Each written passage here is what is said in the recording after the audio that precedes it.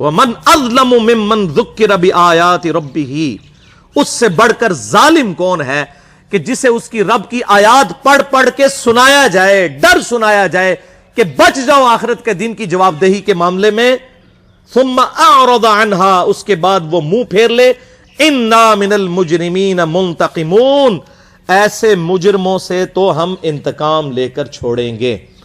کتنی سخت آیت ہے کہ جو اللہ تعالیٰ کی نصیحت کو کیجول لیتا ہے، اللہ تعالیٰ فرماتا ہے ایسے مجرموں سے ہم انتقام لیں گے۔ انتقام کا لفظ استعمال کیے، جو اللہ تعالیٰ کی دعوت کو، اس کے محبوب صلی اللہ علیہ وآلہ وسلم کی دعوت کو کیجول لیتے ہیں۔ یہ ہمارا یہ رکوع مکمل ہو گیا۔ اب 2-3 حدیثیں سنا کے میں اس کو کنکلوڈ کرتا ہوں۔ میرے بھائیوں، یہ دنیا کی زندگی عارضی ہے، آخرت میں پہنچ کے یہ سارے ایشوز ریزالو ہو جائیں گے۔ صحیح مسلم کی حدیث ہے کہ آپ صلی اللہ علیہ وآلہ وسلم نے فرمایا، جب جنتی جنت میں داخل ہوں گے تو پہلی ان کو خوشخبری یہ دی جائے گی کہ جنتیوں تمہیں مبارک ہو، آج کے بعد تم کبھی نہیں مرو گے، ہمیشہ زندہ رہو گے، موت ختم ہو جائے گی۔ جو بخاری میں آتا ہے کہ موت مینڈے کی شکل میں لا کے میدان محشر میں قتل کر دی جائے گی۔ جنتیوں کے لیے خوشخبری ہوگی کہ اب ہمیں جنت سے نکالا نہیں جائے گا، اور دوزخیوں کے لیے اس میں عذاب ہوگا کہ ہمیں موت نہیں آئے گی۔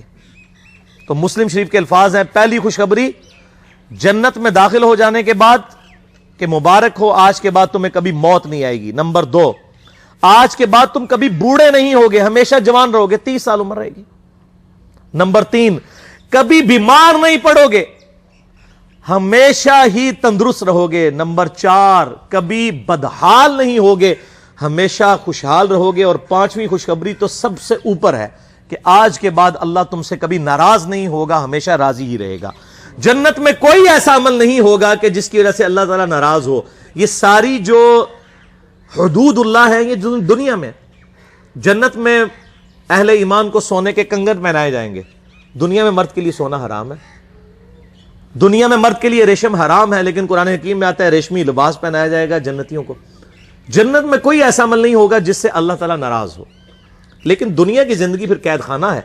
صحیح مسلم میں حدیث ہے، آپ صلی اللہ علیہ وآلہ وسلم نے فرمایا کہ دنیا کی زندگی مؤمن کے لیے قید خانہ ہے اور کافر کے لیے جنت ہے۔ قید خانہ اس لیے کہ اسے ہر لمحے سوچنا پڑتا ہے، یار اے پتہ نہیں اللہ ناراض نہ ہو جائے، اے میں کیتا ہے، اے غلط نہ ہوئے، یہ کر دیا، یہ غلط نہ ہو۔ تو ہر وقت ایک قید خانے کسی کی سچویشن ہے۔ لیکن یہ دنیا کی چھوٹی سی زندگی دے کے آخرت کی زندگی لے لی جائے تو کوئی مہنگا سودا تو نہیں ہے۔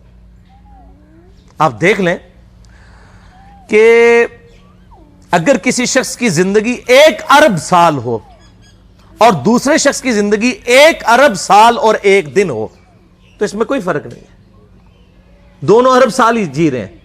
لیکن یہ 1 سال دنیا کی زندگی اور ارب سال خرب سال آخرت کی زندگی، اگر کوئی یہ 1 سال کی یا 1 دن کی زندگی دے کے وہ ارب سال کی زندگی کما لے، وہ فائدے میں ہے، یا جو یہ 1 دن کی زندگی جو ہے اس کو عیاشی سے گزار کے 1 ارب سال کی زندگی گنوا دے۔ جو مسلم شریف میں حدیث ہے کہ دنیا اور آخرت کی مثال اس طرح ہے، کوئی شخص انگلی ڈبوئے سمندر میں، جو پانی لگتا ہے انگلی کے ساتھ وہ دنیا کی زندگی ہے اور سمندر آخرت کی زندگی۔ تو اصل تو ناکام وہ ہے، لیکن یہ معاملہ بڑی مشکل سے سمجھ آتا ہے۔ صحیح مسلم میں ہی ایک حدیث ہے، صحیح مسلم کا جنت والا چیپٹر ضرور پڑھیں، آپ کو یہ ساری چیزیں مل جائیں گی کہ آپ صلی اللہ علیہ وآلہ وسلم نے فرمایا، اللہ تعالیٰ نے جنت کو جو ہے وہ ناگوار چیزوں سے ڈھانپ رکھا ہے۔ یعنی جنت تک پہنچنے کے لیے آپ کو بڑی ناگواری کی زندگی گزارنی پڑے گی، گرمیوں کے روزے رکھنے پڑیں گے، نمازیں پڑھنی پڑیں گی، حلال و حرام کی تمیز کرنی پڑے گی، رشتہ داروں کے ساتھ صلہ رحمی کرنی پڑے گی۔ تو یہ بڑی ناگوار چیزیں ہیں، یہ کرنے کے بعد جنت آئے گی، یہ آبسٹیکلز ہیں۔ اور دوزخ کو اللہ نے شہوات سے ڈھانپ رکھا ہے، جس میں کہتے ہیں نا کڑگا لانا، کہ دوزخ کی طرف ہر بندہ ہی لپکے گا، دنیا کی ہر عیاشی جو ہے وہ دوزخ کی طرف لے جائے گی، جو شرعی حدود کو پامال کرنے والی ہے۔ اور اس کی تفسیر میں حدیث ہے، جامعہ ترمذی، سنن ابی داؤد اور سنن نسائی کے اندر بڑی مشہور حدیث ہے۔ آپ صلی اللہ علیہ وآلہ وسلم فرماتے ہیں کہ جب اللہ تعالیٰ نے جنت کو پیدا کیا تو جبرائیل علیہ السلام سے کہا کہ جائے جنت وزٹ کر کے آئیں۔ جبرائیل علیہ السلام واپس آئے، انہوں نے کہا یا اللہ، جنت تو ایسی جگہ تو نے بنائی ہے کہ یہ ساری جنت میں پہنچ جائیں گے لوگ، اس کے لیے کون کوشش نہیں کرے گا؟ پھر اللہ تعالیٰ نے جنت کو ناگوار چیزوں سے ڈھانپ دیا، یعنی دنیا میں شریعت کی پابندی ہیں جو بظاہر تو ناگوار چیزیں، مشکل کام ہے۔ پھر جبریل علیہ السلام کو کہا اب جا کے جنت کو دیکھیں۔ وہ جب جنت دیکھی نا انہوں نے کہ اتنے مشکل کام کر کے جنت تک پہنچنا ہے، ان کا یا اللہ مجھے نہیں لگتا کہ کوئی شخص اب جنت میں پہنچنے میں کامیاب بھی ہوگا۔ یہاں لوگ کہتے ہیں اللہ جو کچھ بھی ہیں تیرے محبوب کی امت سے ہیں، یعنی اسی بندے دا پتر نہیں بننا، اسی اپنی اصلاح کوئی نہیں کرنی، این جی سانو قبول کر، یعنی چور ہیں، ٹھگ ہیں، بے ایمان ہیں، بے نمازی ہیں، جو کچھ بھی ہیں تیرے محبوب کی امت سے۔ اگر دنیا میں مورل لاز ایکٹیو ہوتے نا اسی وقت سر پہ آگے جوتی پڑتی کہ محبوب صلی اللہ علیہ وآلہ وسلم کا نام لیتے ہو اور اعمال اپنے دیکھو۔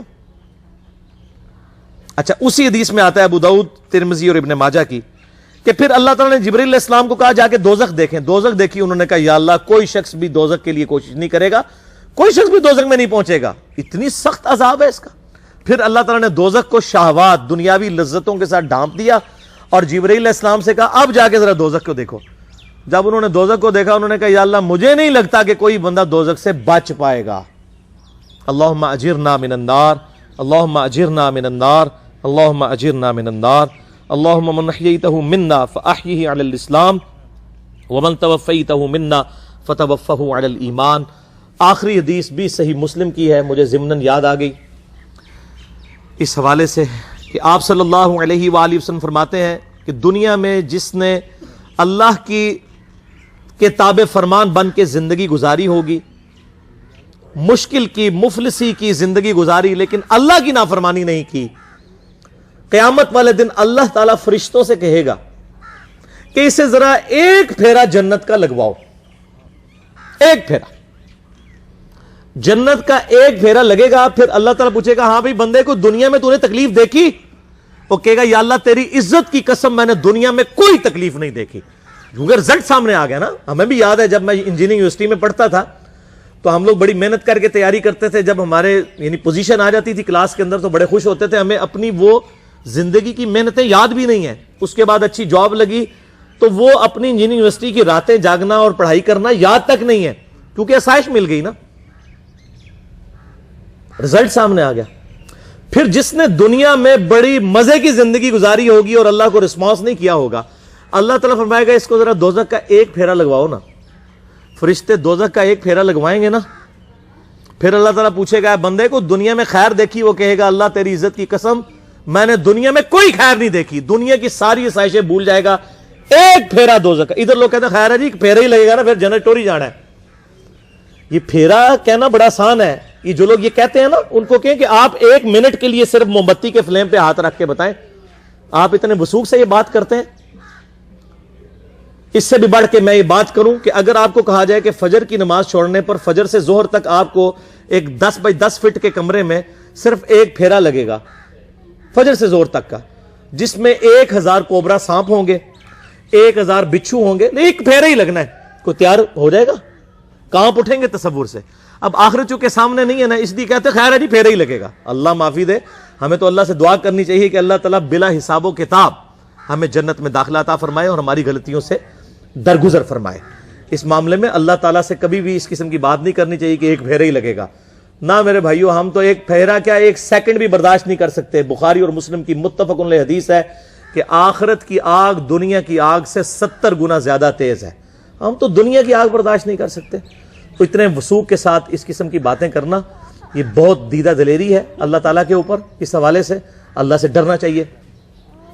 اللہ تعالیٰ سے دعا ہے جو میں نے حق بات کہی اللہ تعالیٰ ہمارے دلوں میں راسخ فرمائے۔